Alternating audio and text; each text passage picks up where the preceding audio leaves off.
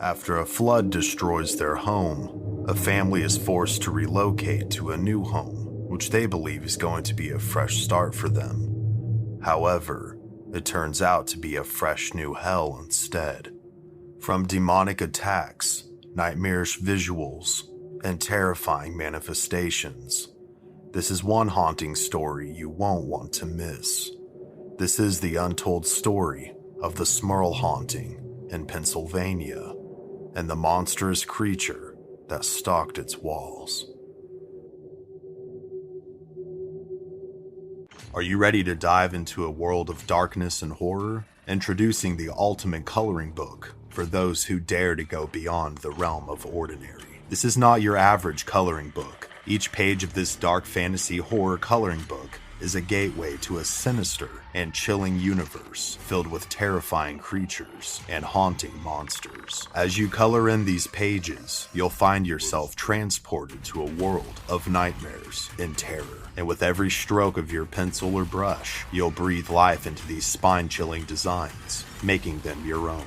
This book is not for the faint of heart. It's for those who crave the thrill of the unknown and are unafraid to embrace their inner darkness. Order your copy of the Dark Fantasy Horror Coloring Book on Amazon today.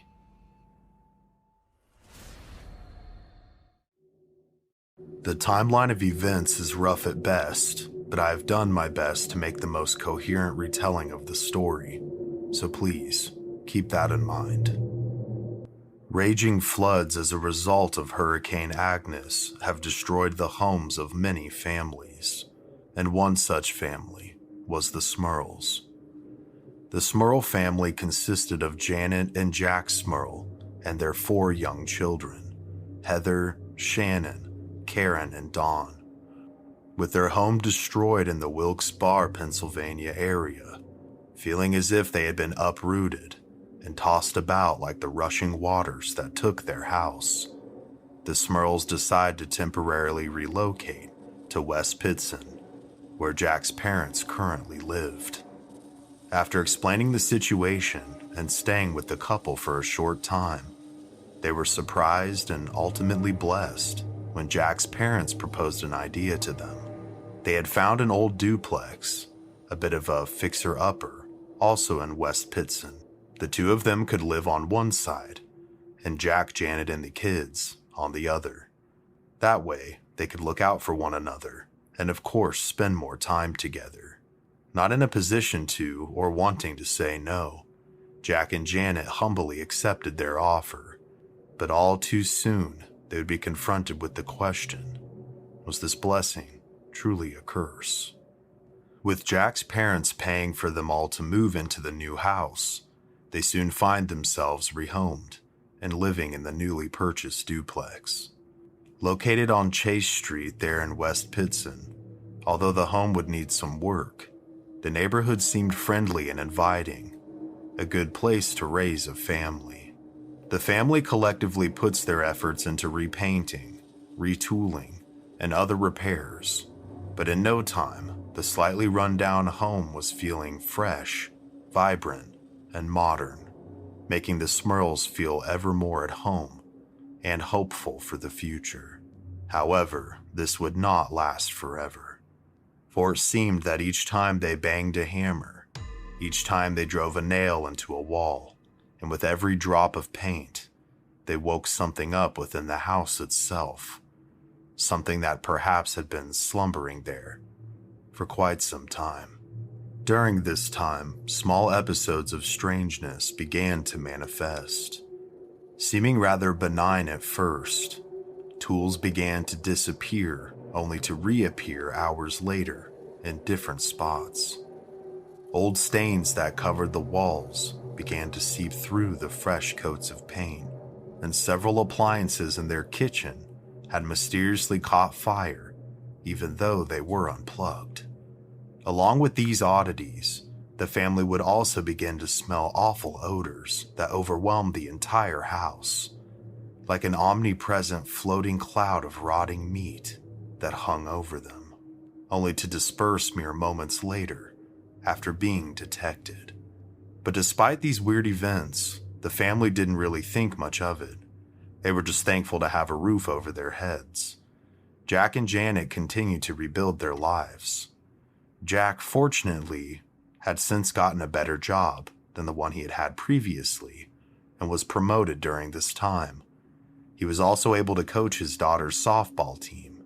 The children had reacclimated to a new school and were getting good grades.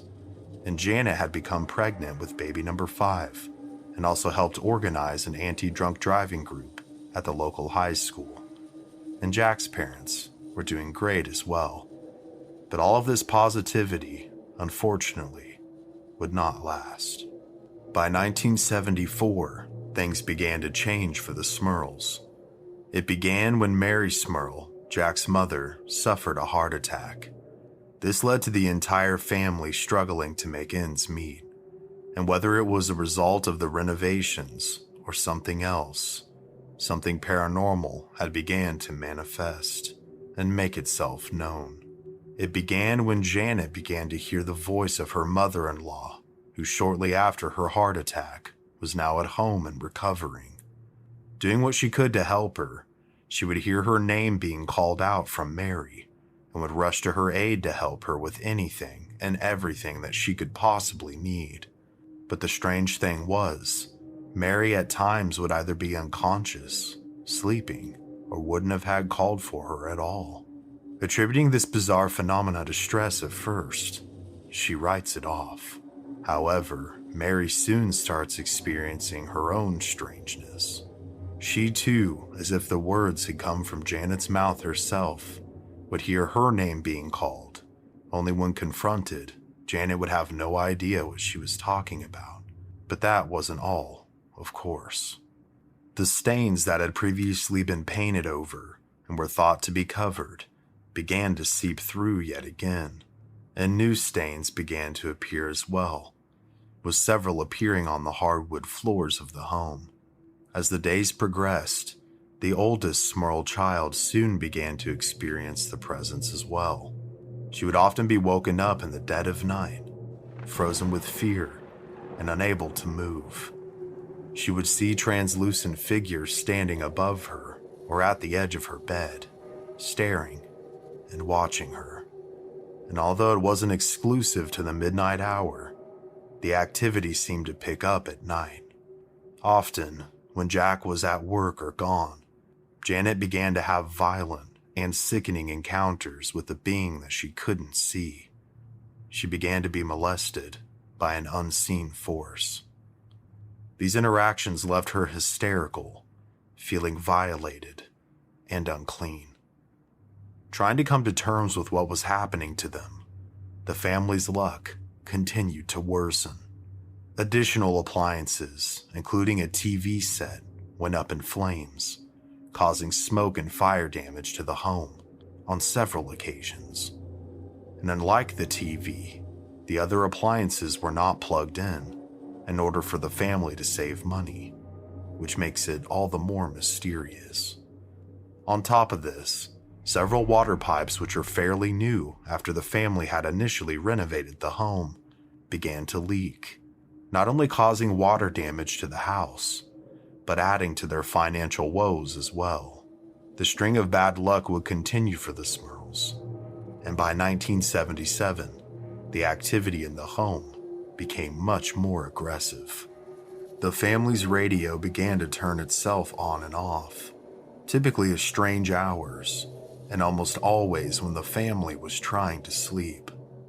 The sinks in their bathrooms began to turn themselves on, pouring what little money they had left literally down the drain, and their toilets began to flush by themselves.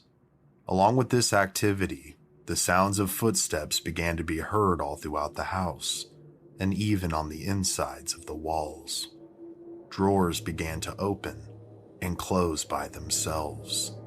And coupled with these happenings was again the stench of rotting meat, what the family would begin to describe as the dead smell, except instead of dissipating almost as soon as it was detected before, or in one particular area of the house, the smell would permeate all throughout the house and would linger for minutes, or sometimes even hours. Up until this point, besides seeing things being moved, dealing with the stains, pipes, and appliances, Jack hadn't been targeted, so to speak, by whatever paranormal force that was now fully awake within the Smurl residence. But one night, when he was trying to get some sleep after a long day's work, his side of the sheets were pulled from his body, and the sensation of dozens of hands touching and grabbing him ensured that not only was he not going to get the rest that night due to sheer terror, but that perhaps his wife had been telling the truth. Janet, shortly after moving into the house, had become pregnant, and this time had given birth to 2 baby girls, expanding the Smurl family to 6 children. Shortly after the twins were brought home, it seemed like whatever presence that had been woken up was making itself known. It became more aggressive, more vindictive, as if it was jealous or hated the living. One morning, while the majority of the children were at school and napping, and the rest of the adults were out, Janet was headed to the kitchen to pour herself a freshly brewed cup of coffee. As she turned around the corner, her blood ran cold. Standing in the middle of the kitchen, with a stain seeming to materialize directly underneath it, it was a translucent figure with hollow eyes. Frozen in place upon seeing it, it was if she blinked and whatever this creature was gone. Was this what was responsible for the multitude of paranormal happenings within their house? As time progressed, Janet again would continue to hear her name being called out when no one else was there, over and over and over again. Strangely, as it was before in the beginning, the voices would often sound like her mother-in-law, Mary, and even after double or triple checking sometimes to make sure she wasn't losing her mind, Mary would be nowhere to be found. Janet truly was alone. Other strange things that were heard during this time would be heard from the other side of the duplex. Couples do argue, and some fight. That just tends to happen to most, unfortunately. But these fights were something else. Jack's parents began to hear yelling and screaming, sometimes even items breaking, coming from the other side of the duplex, where Jack and Janet lived. These fights became so violent that not only did they think their marriage was collapsing, but they began to become concerned for Janet and the children's safety. One night, Jack's father couldn't take it anymore. He walked from their front door to the other side, and with the fight still raging, he threw the door open, only to be greeted with silence. The entire family was asleep. Not knowing what to make of this discovery, he simply left, bewildered. But the supposed audio of the fights would continue. Shortly after the bizarre discovery, Mary would experience something that almost gave her another heart attack. One evening, while her husband was still at work and she was alone on their side of the duplex, she began to hear her name being whispered, and it sounded like Janet, but it was right within earshot or several feet of where she had been. Weirded out as most of us would be, she began to make her way towards the voice that was calling out to her. And that's when she saw it, standing in her living room, with a stain seeping underneath its feet, was the same translucent being that Janet had claimed she had seen just a short while ago. And terrifyingly, its mouth was mimicking Janet's voice and calling out her name. Frozen in terror at first, with her heart racing, Mary ran to the door, exited, and immediately went into Jack and Janet's door, absolutely petrified with fear. The talks that followed this event in particular is what led to most of the individual experiences being laid out in the open for everyone to know. They would all come to the realization that whatever force that was in their house was not friendly. Shannon Smurl, who was only 7 years old during this time, would be the next target. One day, as she casually walked through the kitchen and into the dining room, a large glass light fixture fell and crashed into her, cutting her and raising the alarm bells for the entire house. Again, it seemed like the paranormal being or force hated life, and now was possibly trying to end it if the opportunity presented itself. Scared but strapped for cash, they were all seemingly stuck in what was supposed to be their fresh start, but instead at this point was becoming their fresh hell. Shannon would continue to experience strangeness of her own as well. In her diary and later, she would recount that oftentimes she would wake up and find herself floating above her bed, literally levitating several feet above her bed. Some nights, while floating, she would suddenly be thrown across the room and into a wall with so much force that she thought she would be crushed. The climax of these attacks on Shannon happened one night when she woke up to find herself floating once again. But instead of being let back down or smacked into a nearby wall, her door was flung open and she was thrown out of her room and down the stairs. Her parents heard this happen and rushed towards the screams of their little girl to find her absolutely hysterical and in pain. Fortunately, however, she would be okay, physically, after this event in particular. Another unfortunate soul that would be targeted in the Smurl duplex was the family's German Shepherd, Simon. Simon would be found floating in the air, confused and concerned. And this new development and activity was not just exclusive to Shannon or their beloved dog. Alongside the intensified attacks on Janet, she too would begin finding herself woken up in the middle of the night, floating in the air, and sometimes, horrifically, without control of her body. She would then also be assaulted. However, Jack wasn't always gone at this time. Frequently at this point, he would be home and sleeping beside her, but could never seem to wake up, as if he was being kept asleep or in a state of paralysis while the events took place. Coupled along these intense and abhorrent manifestations came activity that was plain creepy.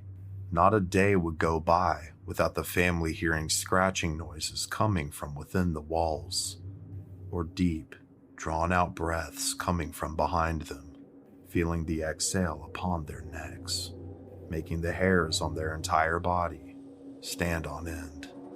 Jack at times after a hard day's work would like to unwind and decompress by watching some TV in the living room. On occasion, he would fall asleep to whatever was on, before eventually waking back up and making his way to bed. However, this night, he found himself awake and coherent, but unable to move, as if he was paralyzed or stuck in some kind of a glue trap, like an insect. Unable to break free, he glanced around the room trying to discover the source of his distress. It was here that he was met face to face with this being, this demon that seemed to be plaguing their lives. The creature grabbed him from the back and slammed him onto the floor, began repeatedly bashing his head into the hard wood below, before disappearing. After this, Jack didn't watch TV to unwind anymore. As a matter of fact, no one could unwind. They were petrified at whatever was taking place in the house.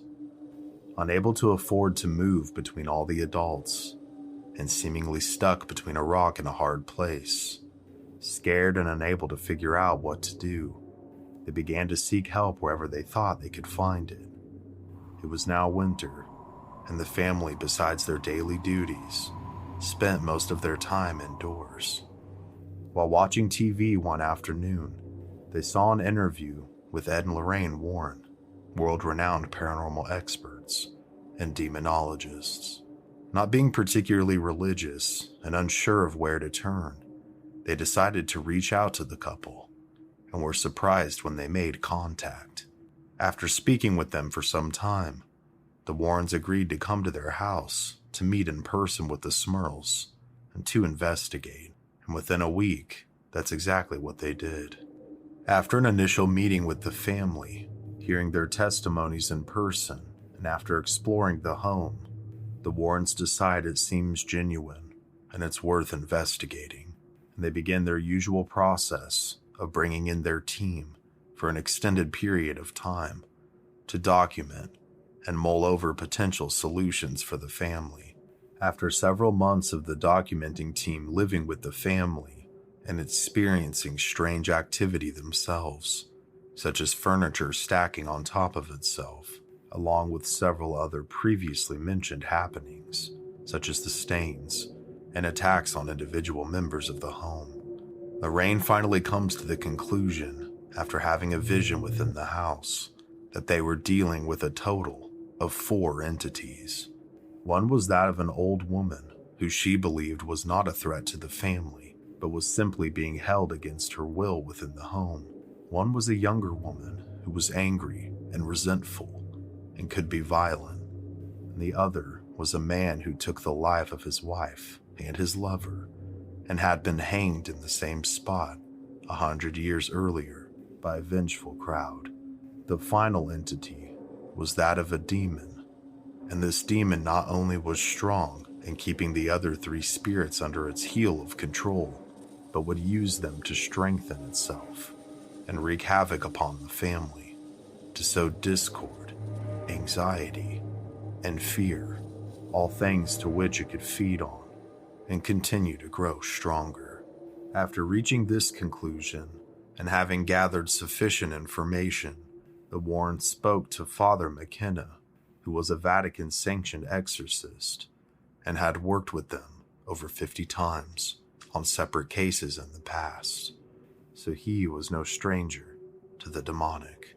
But after his arrival and attempted exorcism, the activity only increased in aggression and hostility. And for whatever reason, it was not tied to the home anymore, but rather the family members themselves. Jack began to experience horrific visions of the creature at work, as did his father. And alongside the continued paranormal activity taking place at their home, their daughter Karen fell seriously ill with a fever that the doctors couldn't diagnose at the time and almost died. Several of the other girls were also visited by this sickening presence at night, as Janet also was and continued to be. The demon also began to physically attack the family more often, causing stinging scratches and cuts on their bodies at random times, as well as deep and bruising bite marks. Still trying to help the family rid themselves of this creature, and fearing for the family's continued torment, the Warrens convinced the Smurls to allow a second exorcism to take place, and McKenna again would visit and conduct a second exorcism months later in the early spring. During this exorcism ritual, EVPs were recorded, which when played back after the fact, would reveal multiple entities laughing at and berating them for their efforts. Ed Warren would also be choked during this visit and would be incapacitated for multiple days after. Unfortunately, the second exorcism also failed, leading to even more violent manifestations of evil. Trying to get away from it all for even just a few days, the family went on a camping trip to the Pocono Mountains, but the demon would follow them there as well, tormenting them wherever they went, allowing for no rest, no decompression, and no peace. Upon returning to their home following this trip and getting even more desperate, they decided to reach out to a local TV show called People Are Talking to see if anyone could possibly help them. They did, however, remain anonymous during their interview, and this call for help, however, went unanswered, but the demons seemed to retaliate against them for it. Janet would once again be hurled against a wall, and Jack would experience something truly terrifying and new. As he woke up in the early morning to get ready for work before the sun had come up, a light rain tapped the glass of the windows outside. As he dressed himself and began to gather his things for his workday departure, he came down the stairs and was greeted by a disgusting and horrid creature. Standing in front of the door was a monstrous being whose head almost touched the ceiling. It resembled a horrible amalgamation of a man and a pig, standing upright on two legs. It screeched and rushed towards him, but as he fell backwards onto the stairs, hurting his back, the creature stood over him, face to face, snarling, before it disappeared. This manifestation disturbed and rattled Jack to his core. The same morning, shortly after Jack had left for work, because although terrified, he still had to provide for his family if they ever wanted to have a chance of escaping this hellscape of a home.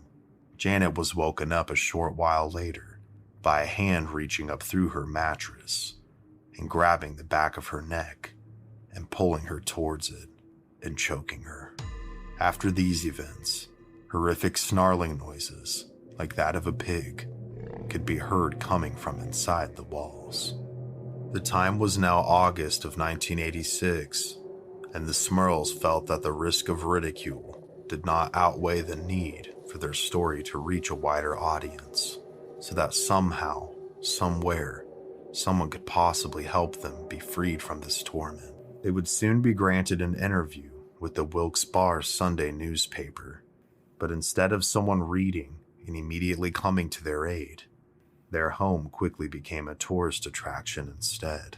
The press, skeptics, and curious onlookers alike began to visit the house and camp outside of it at all hours of the day and night, with some particularly weird people even coming up and staring into the home's windows themselves. Some of their neighbors who had seen and heard strange things coming from the Smurl residence began to turn on them. They believed that the family was concocting some kind of a story to try and make money. Eventually, however, despite the torment inside and outside of the home now that they were experiencing, the Smurls would be contacted by a medium by the name of Mary Alice Rinkman, who offered to meet with them.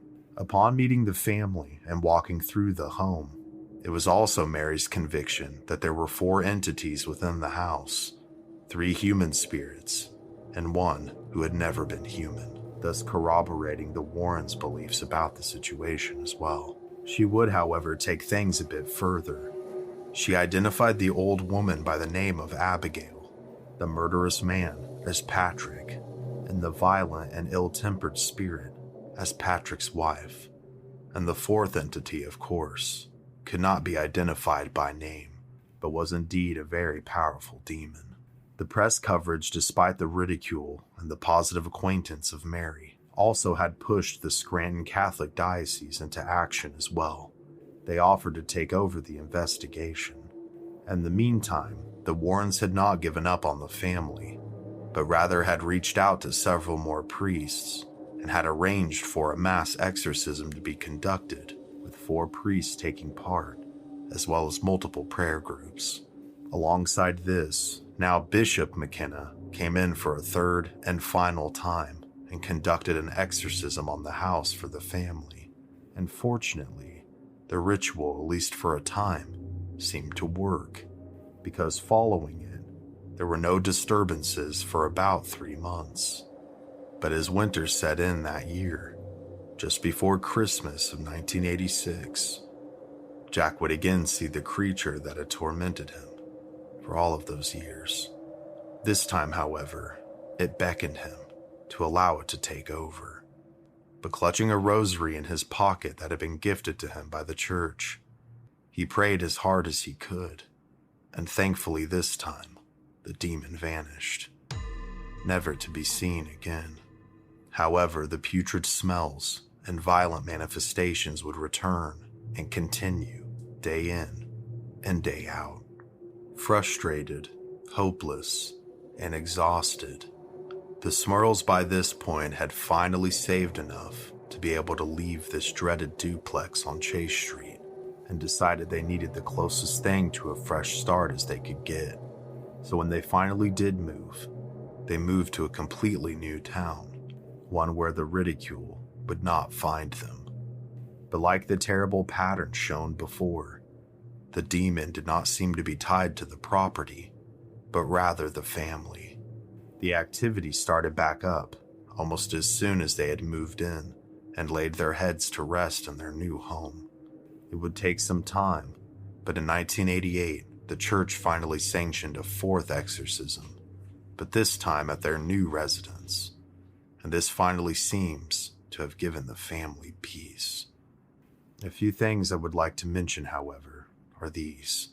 From my own personal experience and many other stories I've researched, it seems like renovations, particularly on older homes, can wake up dormant spirits or hauntings. Perhaps this is what happened to the Smurls. It's hard to tell if the assaults were one or multiple demonic entities, but if they did truly exist, how did they get in the home to begin with? And my guess is that the collection of negative energy attracts them, like moths to a flame.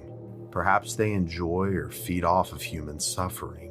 This would only make sense to me considering that they hate humans, refuse to bow to them in the beginning.